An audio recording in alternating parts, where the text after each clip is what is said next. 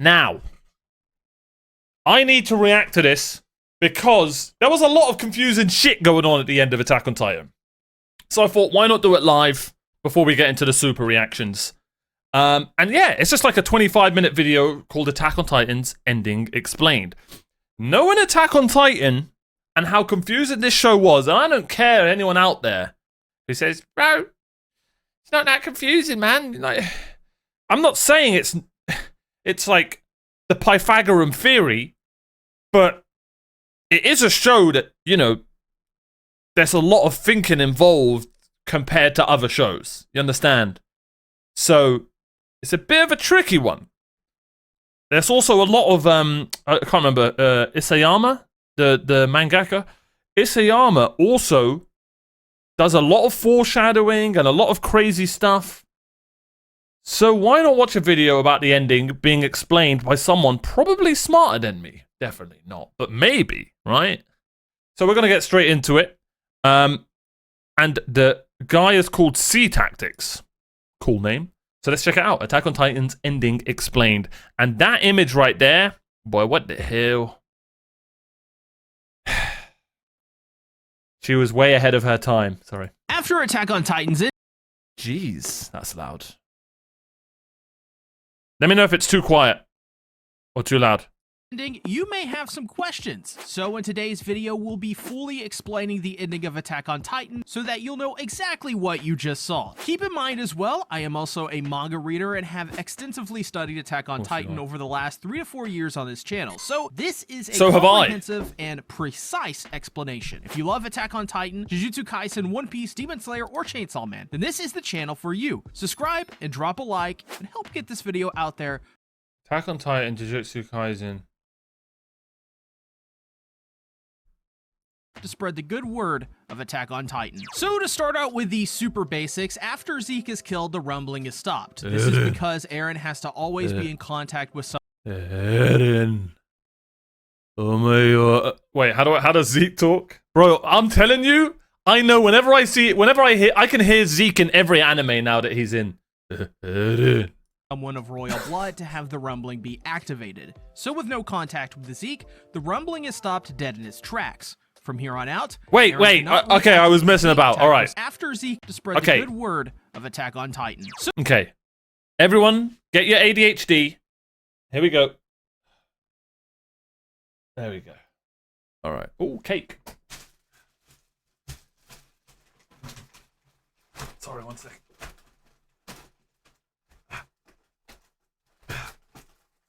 Get cake. Not that one. There we go. There we go. Yeah.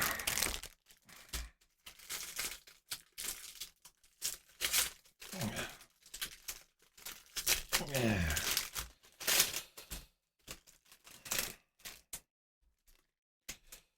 Just a classic. It's the classic, but this one's strawberry flavor.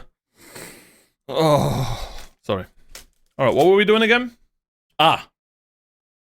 So to start out with the super basics, after Zeke is killed, the rumbling is stopped. This is because Eren has to always be in contact with someone of royal blood to have the rumbling be activated. Okay. So with no contact with Zeke, the rumbling is stopped dead in its tracks. From here on out, Eren cannot reactivate the rumbling unless he somehow calls in an emergency airdrop containing. That's why it was stopped. Okay. Also, did we ever find out who Historia's Krista's, who the dad was?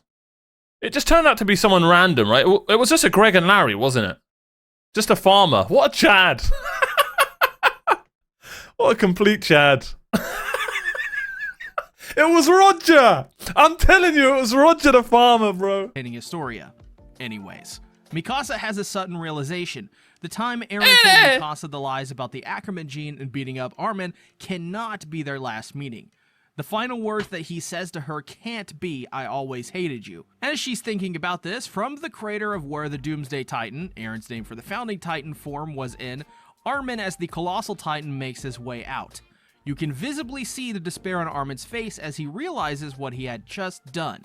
He had to come to the last option, which was to kill his own brother. However, the hallucinogenia, which is trying to return to its host, Ere, is being held down by Reiner as the armored titan. This is important as the hallucinogenia found inside the basin of a tree is the very organism which attached itself to Ymir Fritz 2,000 years ago to create the very first founding titan. To put it simply, this is the very organism responsible for the existence of the Titans. Okay. Even more so than Ymir or King Fritz.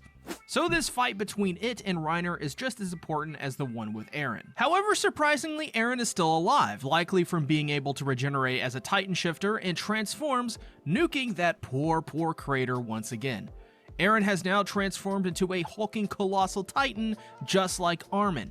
Eren is able to do this for the same reasons that he was able to summon the Colossal Titan on the back of the Doomsday Titan, along with the history of all the other Titans. Simply put, Ymir Fritz gave him the power to do so.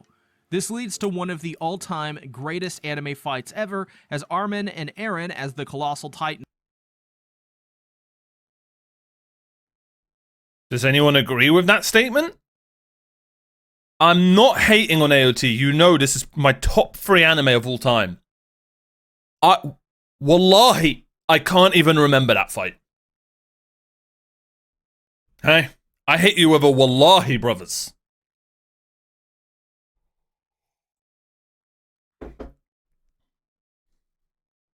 I can't even remember that fight. And I'm not, yes, I know I've got bad memory, but AOT was never about fights. I mean, it's not its main thing. There were some amazing fights in AOT. Zeke and Levi. Mikasa and her fight not to say the name Eren. What else was there? The bloody Susame, that was amazing. I mean, it wasn't a fight, but it was a fight. It was. The whole season 2 fight was amazing. That whole scene. That whole what's it called? Anytime Levi just killed something was badass as well. Levi versus Kenny, yeah, that was amazing as well. Oh, bro, season 1, the Oluo squad, that was just unbelievable. That might be the best fight with Annie. That actually might be the best fight in the whole show. Annie versus Oluo squad was unbelievably good.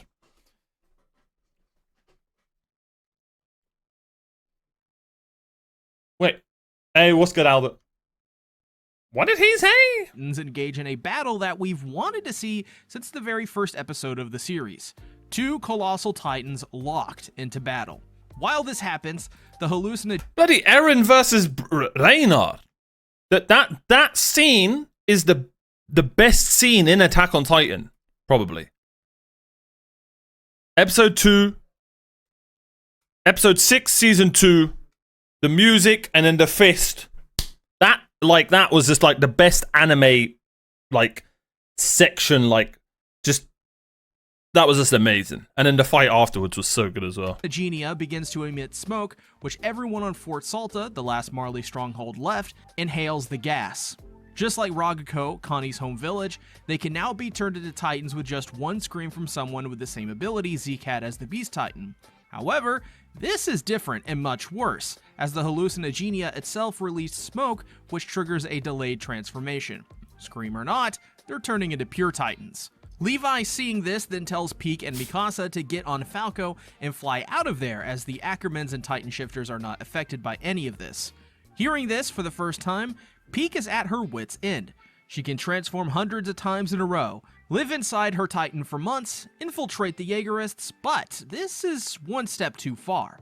Under the pressure of seeing her family die before her and all of her friends' family, simply put, this is too much. This goes to show how tough this girl is, that she's able to take on... I wish Pick had more, I wish we got to know her more. She's one of the characters... It really did need an extra season or 2. It really did. And I don't know why it didn't get it. What are we watching? Attack on Titan's ending explained.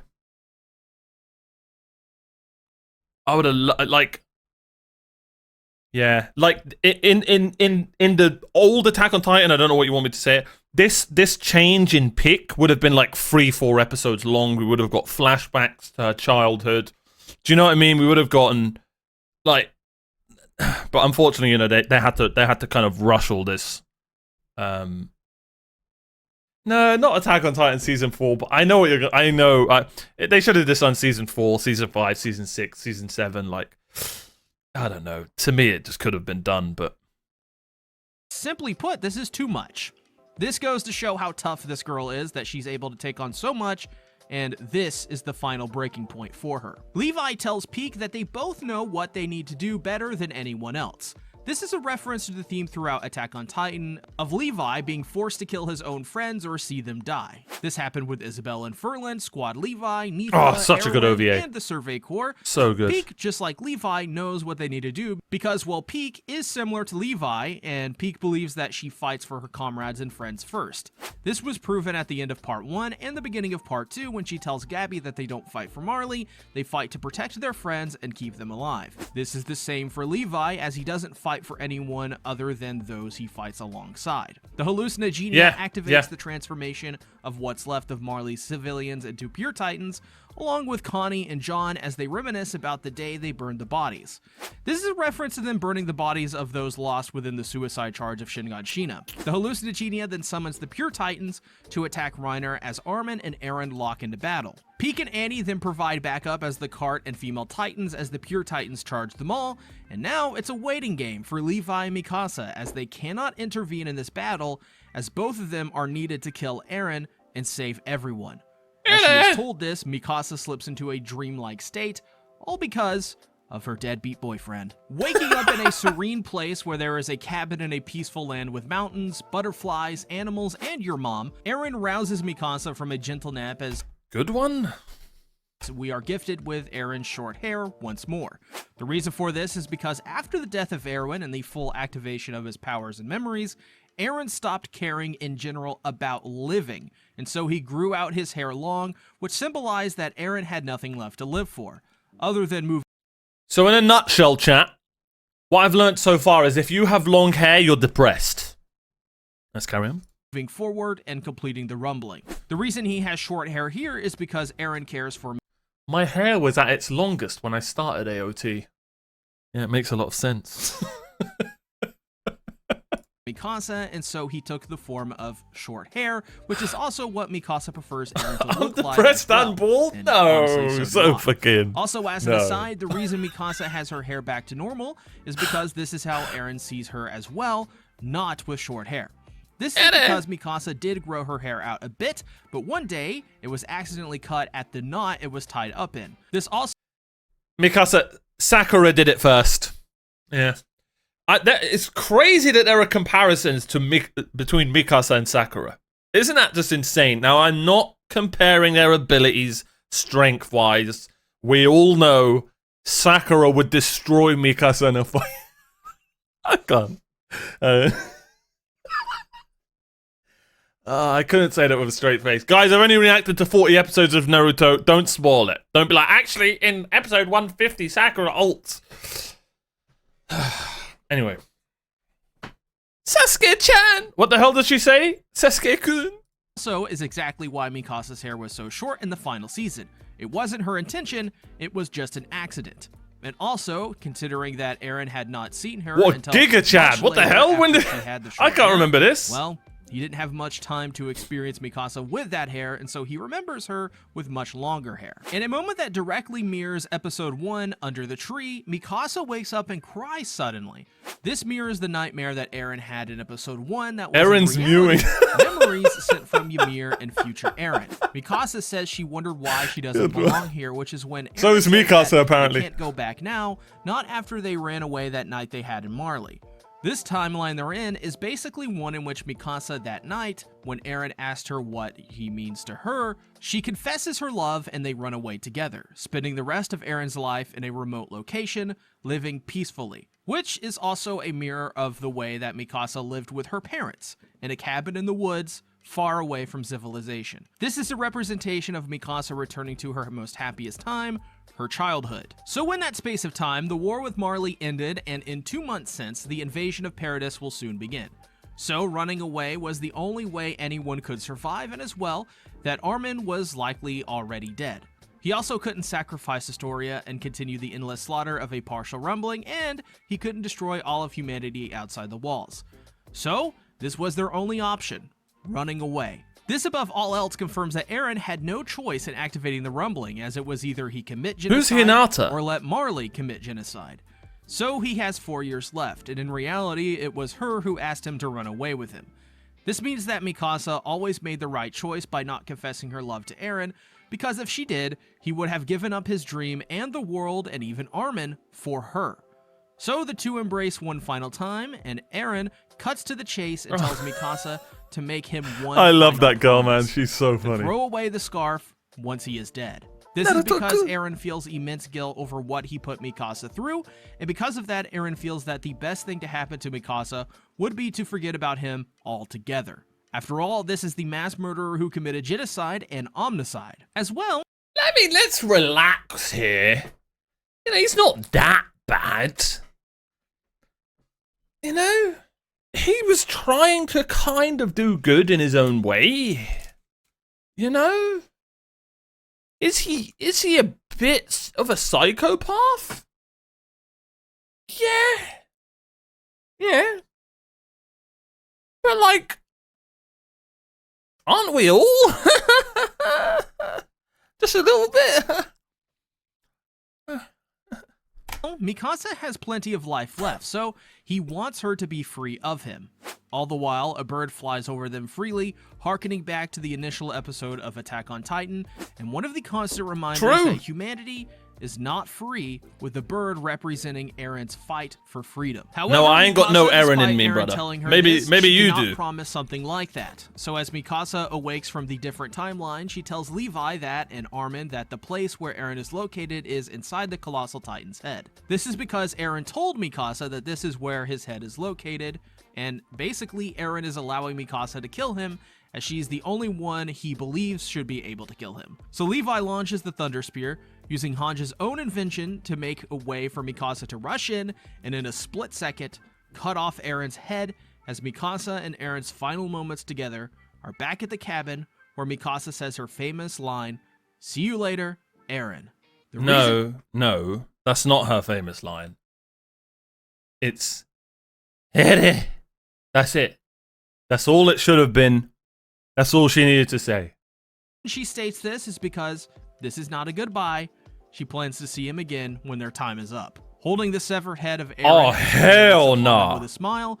Finally, Mikasa and Eren get their kiss as Mikasa breaks the generational-long cycle of hatred between Marley and Eldia. The Just darkest as when Mikasa first got kiss her final ever. moments, Eren also talks to Armin, and it's revealed that Eren beat up Armin because he was so desperate to get Armin and Mikasa away from them to create distance and protect them, especially from himself. Also, he made sure to do this because it had the perk of making anyone who killed him look like the heroes that saved humanity. Especially if it was Eldians, as it would instantly change their outlook, as they'd be the ones who stuck by humanity and saved everyone in the end, despite them being called devils and sinners in the past. Armin, realizing that Eren is setting them up to be essentially heroes and like the Tiber family, tells Armin that they won't be able to fight back for a long time, as 80% of the world was destroyed by Eren. So he tells Armin to walk with him as they talk about Ymir Fritz. 80%?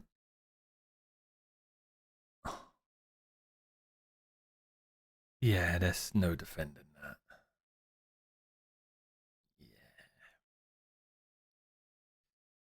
Yeah. Oof. But like, he was alright. As a side note, the reason they're back at the docks as kids is because, like Mikasa, this is the time Armin wished he could go back to, when they were kids on the docks just being innocent little fucks. Eren shows Armin burning water, which is magma. Yeah, but like 80... My voice just went. So 80%, but like how many people were there anyway? Like Libya's a giant country, but there's only 6 million Libyans in Libya, right? You look at Libya, you'd think, oh, there's 50, 60 million. You see what I'm saying? Wait, there were billion? Oh. Are we sure? Has that been confirmed? Hey, at least that baby survived, right? Bro, I genuinely, I don't know if anyone wants to go back and watch the reaction. That's the closest I've ever been to crying in an anime. That scene was the best scene maybe in all of season 4.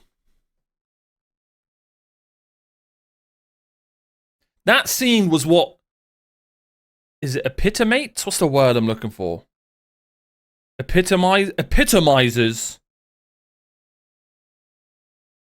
like AOT for me. Like the human side of just that scene was everything I loved about AOT. Closer than the Chimera Ant final? Yeah. I remember I was fighting, bro. I was fighting. Go back and watch the reaction. I was fighting, bro. I was close.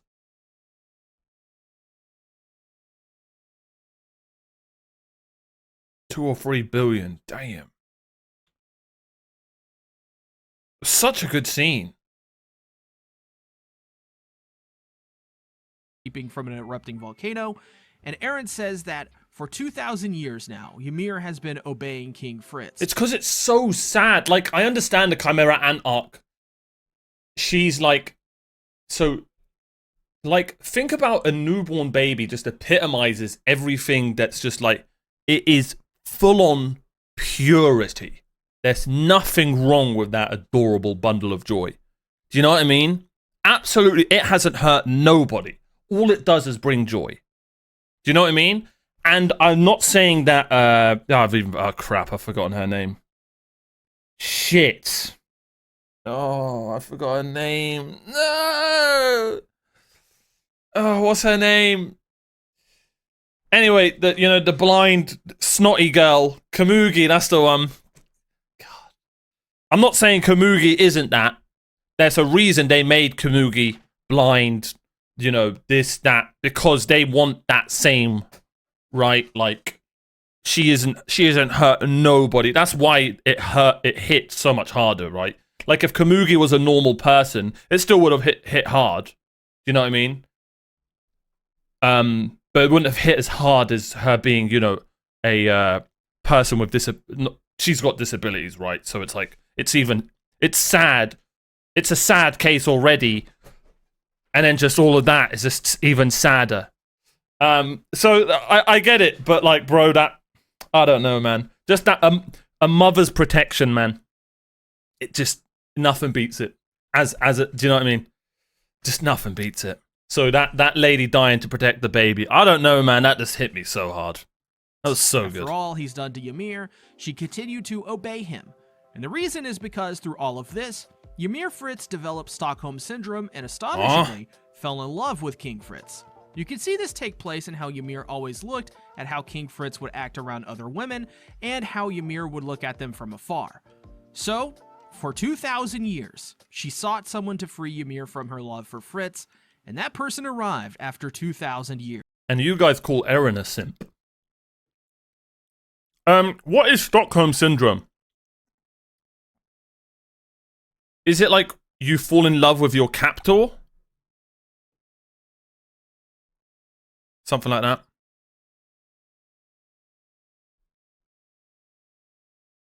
Yeah, it's really dark, yeah. So it's not love, it's like full on you've been... So, do you know what I mean? Yeah. You wouldn't say it's love, it's like...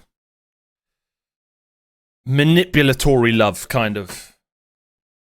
Yeah, it's really dark. It's actually a sad case, bless her. It was Mikasa Ackerman. Why that is, only sorry. After years, and how Ymir would look at them from afar. So, for 2,000 years, she sought someone to free Ymir from her love for Fritz, and that person arrived after 2,000 years. It was Mikasa Ackerman. Why that is, only Ymir would ever know, except that we do know Mikasa's choice. To not forget Eren and kill him, ending the cycle. This means that Ymir never had the strength to kill Fritz and stop the cycle of war and hatred because but Mikasa he was did. the only thing that Ymir had in his life along with the children he gave her. Ymir may have not had that strength, so she sought someone who did, and if you remember throughout two of Mikasa's most important scenes and her really entire character, when the Attack Titan first appears, and in this episode when she declares she is the strongest when she is cornered, this is the one quality that Ymir didn't have that Mikasa does. The strength to end the cycle of hatred and the love for the man or person who would continue the cycle, aka King Fritz / NA. I can't get the mewing. So Armin, connecting the dots, realized that at the medal ceremony, this is the future Eren saw when he touched Historia. He then tells Armin that due to the powers of the attack and founding acting in unison, that his head is literally all messed up. He has gone insane as the future and past all exist at once in his head. 2,000 years of history and in an infinite... Yeah, it's like the viewers as well, buddy. It's just like me. I went insane as well. I was great. Attack on Titan was great. And then you start bringing in the future and past and present. And Eren's mewing and stuff. And I went insane. And I got ridiculed for it. The show's confusing, man. I mean, you just don't bring time into shows, man. It's so hard to get right. It's so hard to get right. I'm sorry. Future and past all exist. Time changing, whatever the hell it's called. 2,000 years of history and in an infinite amount of the future all at once, playing a I'm not saying they got it wrong, but... So either way, he had to go through with this because, well, he didn't have any time. It's like it turned into two animes in one. Did. Then, in a surprising twist, Eren tells Armin that on the day of the attack of Shinganshina, he knew that Barclophagus wasn't supposed to die. As if you remember, the Smiling Titan ignored Barclophagus. This is because Eren was the one who let that Titan go and Are you talking about Bertolt? Does he mean Bertolt? Birth control, of course. Brother called him Barclophagus? Okay. Why is that a good one? Fair enough. The your mum joke let me down earlier, but that was a good one. He did. Then, in a surprising twist, Eren tells Armin that on the day of the attack of Shinganshina, he knew that Barclophagus wasn't supposed to die. As if you remember, the Smiling Titan ignored Barclophagus. This is because Eren was the one who let that Titan go and guided it to their home was none other than Eren himself. Upon this shocking realization, they then switch scenery to the sea, the same one at the end of season. So Eren killed his own mum, asks right? If Mikasa can forget about him and move on to someone else living a happy life. He says, who knows? And this angers Armin as he punches Why did he Eren, kill his own mum telling him again? that he wasn't forgiven yet. He chastises him for not thanking and disregarding Mikasa's feelings and love for him, reminding him that so that he could be angry? Eren over her own life itself. So because of that, can he really just tell her to forget Motivation. about him? After all, she desperately loves him. Wouldn't it seem unfair? Eren then cries out. At the end of his life, after going through over 20 years of nothing but having his parents be murdered, fighting war after war, living 2,000 years in the past and many more of that into the future, he doesn't want that for her. He doesn't want her to forget about him, and he wants her to think about him for the rest of her life, even after... God, did anyone else just think this felt so out of character, this scene? Was this in the manga?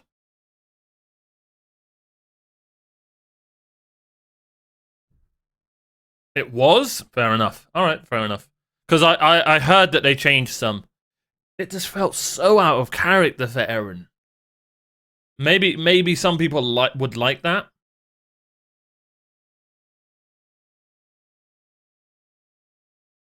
It is. I get what you're saying. It is humane. I see what you're saying. There is definitely a good argument there. Like he just finally erupted and wanted to get it out off his chest. That he wants her for. You know what I mean? But like. I just feel like Eren wouldn't do it in this way. Or if he was going to do this, it would have been to Mikasa, not to Armin.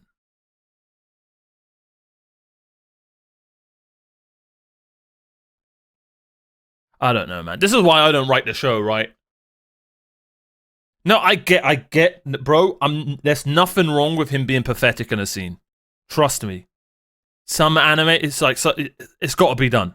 You can't always keep the main character cool or badass or whatever. I get it. I don't know. I don't know. I get why it happened. I just don't know if they got the execution right.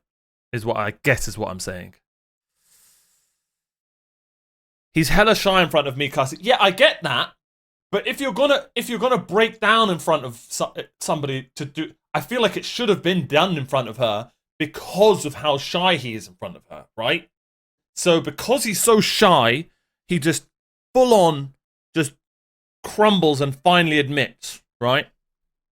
I feel like that would have been so much better.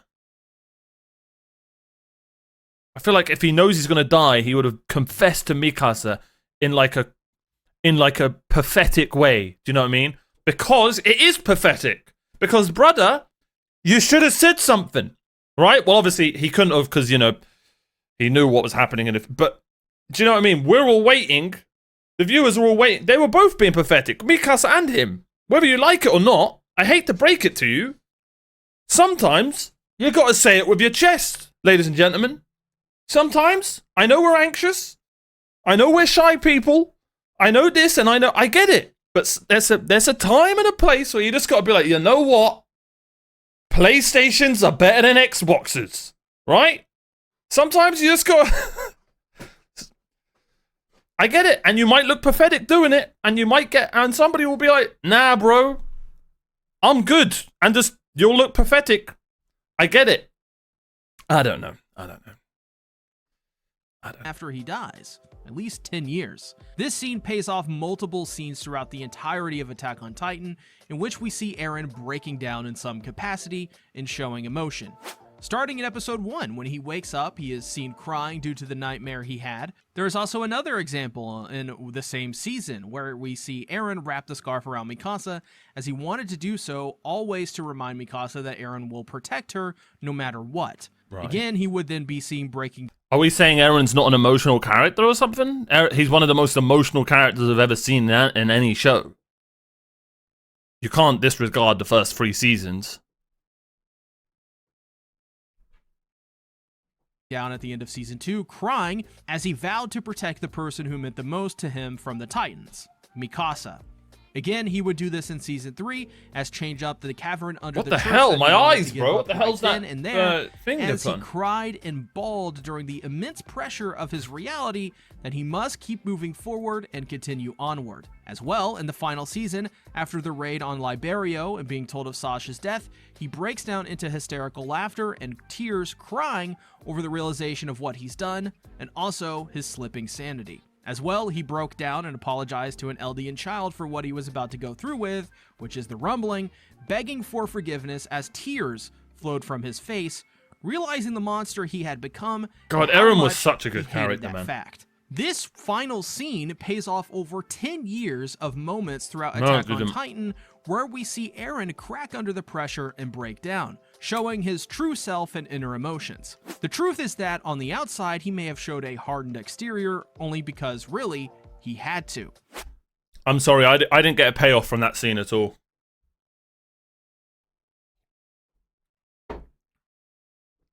Instead of making it about Mikasa, why not make the scene about just... like everything, a full-on just breakdown of everything that led up to that. I know it's happened already, but I don't know. Or Erwin's eyebrows, true. On the outside, he may have showed a hardened exterior only because, really, he had to. He was forced into a position where he literally had to keep moving forward after the cavern in season 3 and touching Historia during the medal ceremony. These scenes are important in understanding this because we can draw from those previous moments to show that Eren was acting under a facade the entire time, so that he could cope with his situation to get through it all and save everyone. Eren never wanted to be in this role. That's why in the rumbling opening, the line, "I never wanted to play the king," is sung. For the first time in the entirety of Attack on Titan, there is no facade on Eren.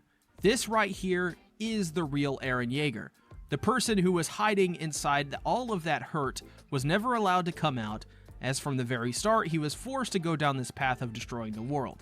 If he had a choice, he'd be in the cabin with Mikasa, and there would be no rumbling or any Titans. I'm sure after giving everyone a succinct explanation that is factually correct, well, there will be no trolls spreading misinformation or lies. Right, fellas? Right? Aaron? 100%. I mean, that doesn't make sense. There can't possibly be. So, you know the worst thing is? There will be AOT fans in his chat telling him exactly what he just said. That's the worst thing, man, about reacting. I'll be like, bro, oh my god, Thorfinn's blonde. Oh, it's crazy. And I'll have somebody in the chat be like, Omar, I don't know if you realized, Thorfinn's blonde, man. Do better next time. So annoying. It's like when your mum tells you to go and do the dishes when you're on your way to go and do the dishes.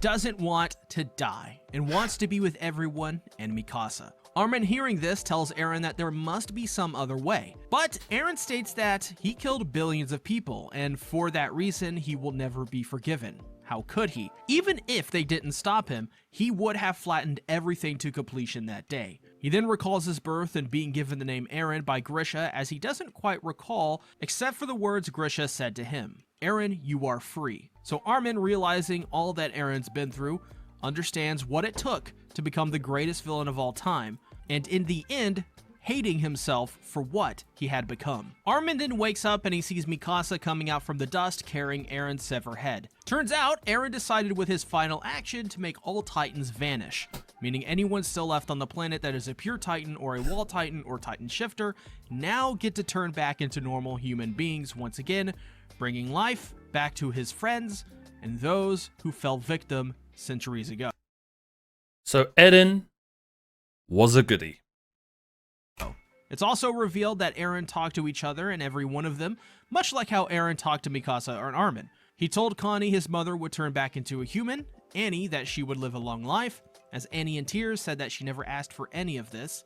Where are the non-Jaegerists now, huh? Where you at? What are the flock is my king spams I was getting? Those were the weirdest, brother. I tell you what, that was such a weird arc, man, for my channel. I was getting some I don't want to say mentally unwell, but those are the two words that come to mind, if I'm being honest. I feel like some of them were trolling, but brother. What was it? If Flock... if Flock dies, I die. If Flock does this, I do this. What? Brother, I was getting the weirdest spam. Calling him a suicidal blockhead, a reference to season 1. However, Peak wishes she could have talked to Eren because she never seemingly got the chance to, as Eren seemingly just didn't talk to her. I find this funny, by the way. It's like Legolas and Frodo. Think about it. When did they talk? I'll wait. The fact that Pete just wished she could talk to him and Eren just not. So we got one of the more emotional moments where Levi sees his dead friends over the years. Oluo, Petra, Hanj, Erwin, Mike. He realizes this very thing is what they dedicated their hearts for, and that this is the true meaning of the phrase. Even Connie and John see the ghost of Sasha, dedicating her heart to them as they begin Wait, to cry. Sasha kinda... Seeing Gabby runs to hug tackle her, but instead, Gabby hits a dragon suplex on him.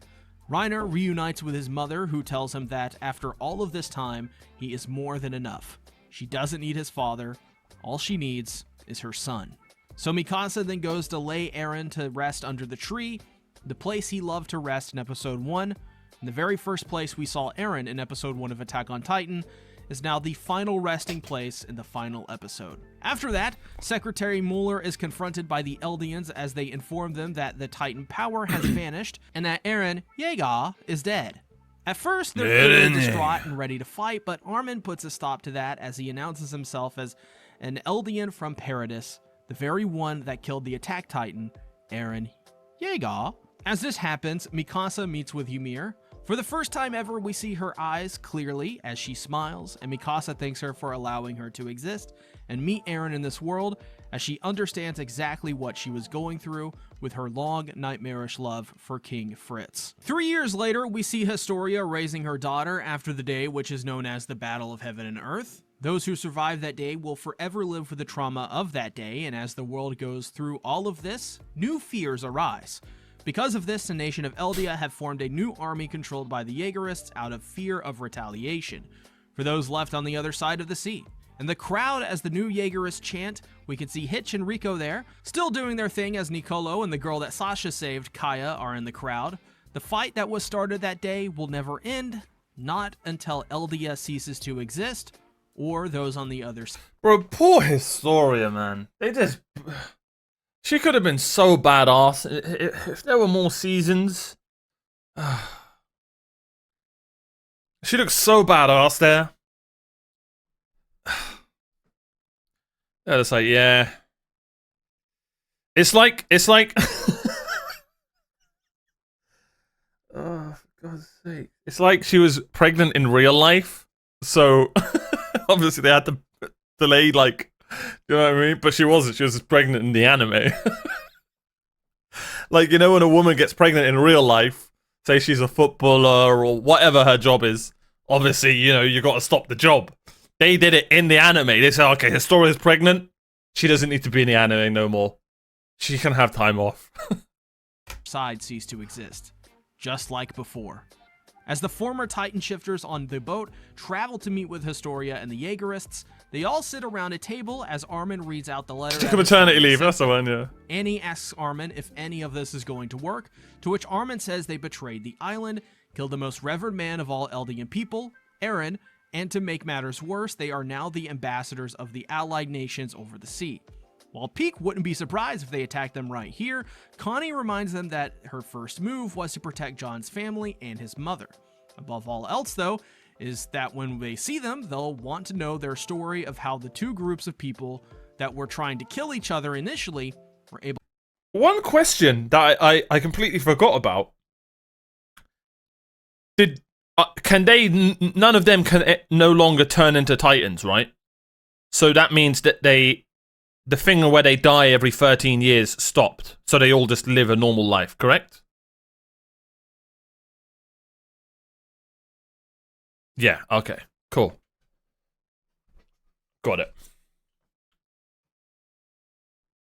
Able to wake up and put it all behind themselves to fight to save the world and then advocate for peace. While this is happening, Mikasa is waiting for them to come visit Eren and his grave at the very same tree from episode 1 of the series, as we see that Paradis has made major progress in rebuilding as there are no more walls, only scars left on the ground from the rumbling. Mikasa says that she'll miss Eren so much, and just as she starts to cry, a bird flies down and wraps the scarf back around Mikasa, symbolizing that they are now free from war and hatred. Nightmare outside the walls Eren wanted to get rid of is now finally over. Mikasa, remembering all he did for her, remembers the most important memory of them all, the time that Eren wrapped the scarf around her to protect her and keep her warm.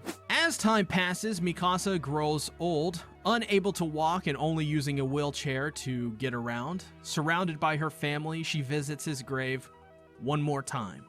Now seeing that Paradis has heavily industrialized with cars and giant buildings as the trees have grown even more since that day, she shows her grandchild the grave of Eren and she herself at the end of her life. Barely able to do so, is helped to put the last flower she'll ever give to Eren on his gravestone. So I thought passes away that was Jean. At the end of her life.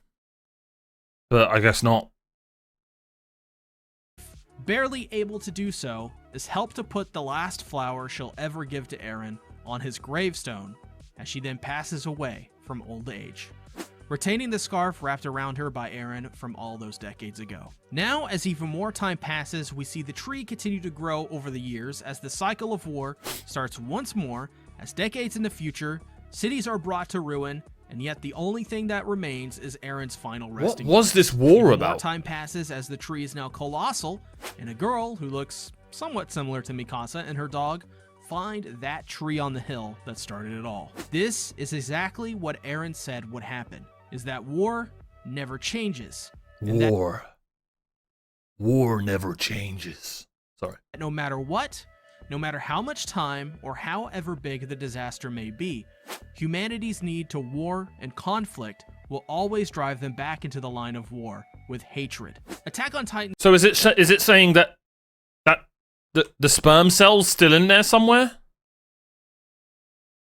So is this basically the Titans are going to come back?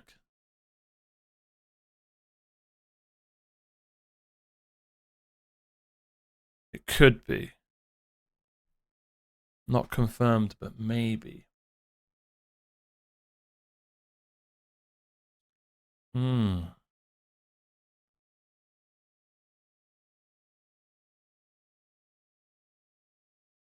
That just shows that peace will never be eternal. Oh, I get what you're saying, yeah. AOT Shippuden. No, more like AOTZ.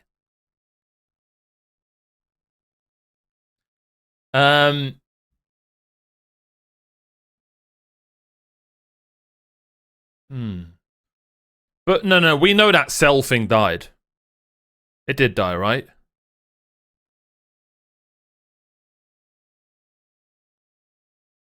Or however big the disaster may be, humanity's need to war and conflict will always drive them back into the line of war. Oh, there could be more. Yeah, true. Attack on Titan's story is a representation of the human cycle, of how humans create conflict, resolve them. And that's what was amazing about AOT. And eventually start it all over once again. The only difference is how the wars are waged. At one time, it was a Titan empire. Another, it was an oppressive country seeking control over the world with Titans to persecute the sinners of generations past. Now, it's to destroy the world once more with modern military, heat-seeking missiles. Eren could never stop conflict, but he could guarantee that his friends died in a time of peace. That the very goal he wanted to achieve from the beginning, eliminate all of the Titans, could happen. Eren knew better than anyone I personally, and I know, but I always say this with endings, I would have loved to have known what our main cast did for the rest of their life. We never found out, did we? It just focused on the tree, didn't it? Did we get like a little outro thing, what they were doing?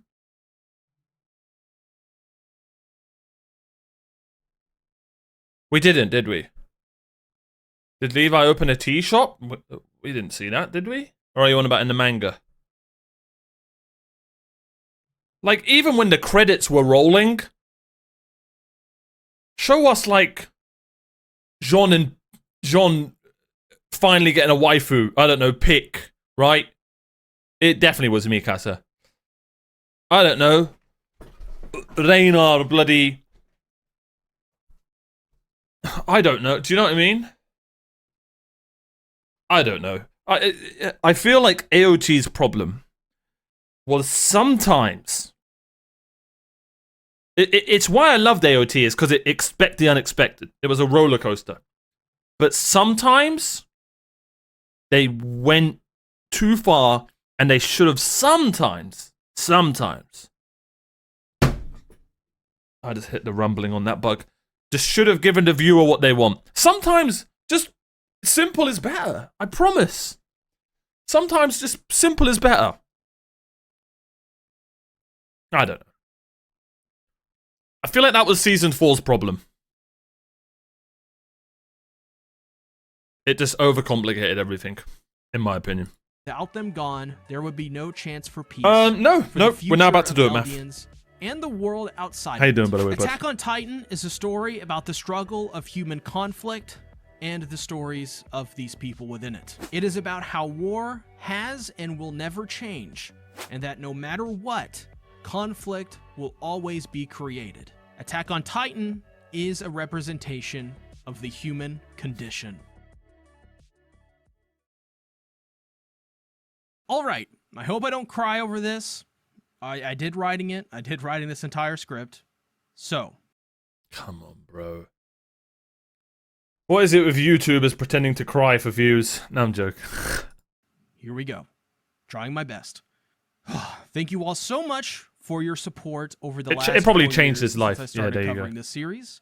You all mean so much to me, and your subscriptions, your likes, your comments, your viewership, they've changed my life.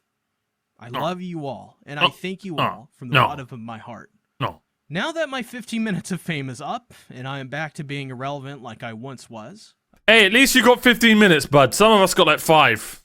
I shall Nice. never forget what you, the people who are watching, did for me. I will take this time in my life to my grave with nothing but happiness and gratitude for you. Thank you, Isayama. Thank you, staff from all over the world who have ever worked on Attack. Okay, that's adorable. All right, shout out to Sea Tactics, man. That was great. Surely. Oh, Matt, thank you so much for the sub. I really appreciate it. 07's in the chat for all the subs today. I really appreciate it. Thank you. Surely the comments aren't toxic right after that. Surely. The scenes with the humans falling off the cliff in their panic, but still trying to save the baby, despite the hopelessness of the situation, got me bawling. I know anime! I am him! When are you guys gonna realize that? I am him!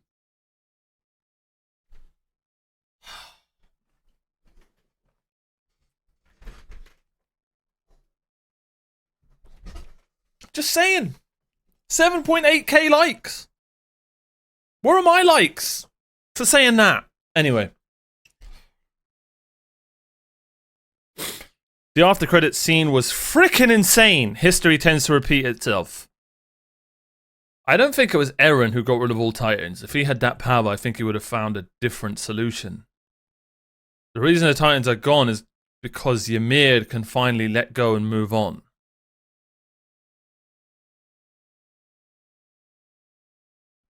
The ending where we see how Paradise Island changes over time feels weird as it changes from a show about fighting Titans to showing humanity developing and ultimately destroying.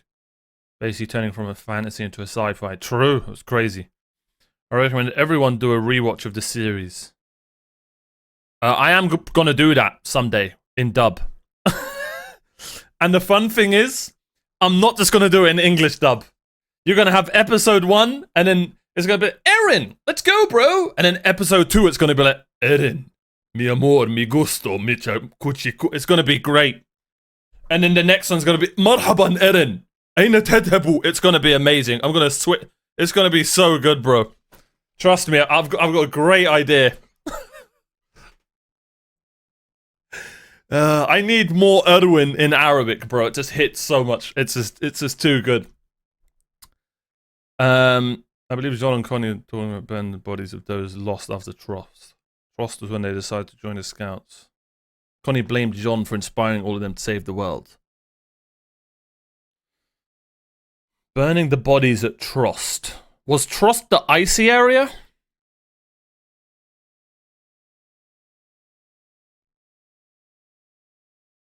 Yeah, watching Attack on Titan, but the language changes every episode. Oh yeah, when Marco.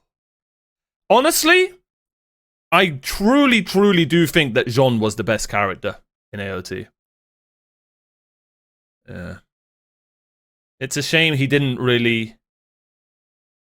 I understand the main 3 were the obviously important characters, but it's a shame. It feels like some of them didn't really get an ending, which is really annoying. I feel like we should have just got endings for every character. It is what it is.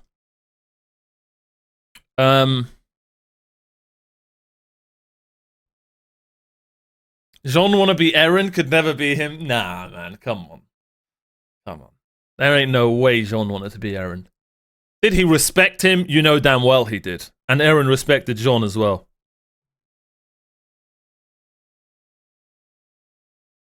I don't know, man. That was just when it comes to relatability, trust me when I say it was Jean for me. And Eren, which is crazy to say in season 4, but I'm on about the first 3 seasons of Eren. I can't have Erwin in my top 3 because we didn't see enough sides of Erwin as we saw of Jean and Eren. Don't get me wrong, Erwin's one of my favorite characters, but he's not the best character, in my opinion. You know what I mean by that?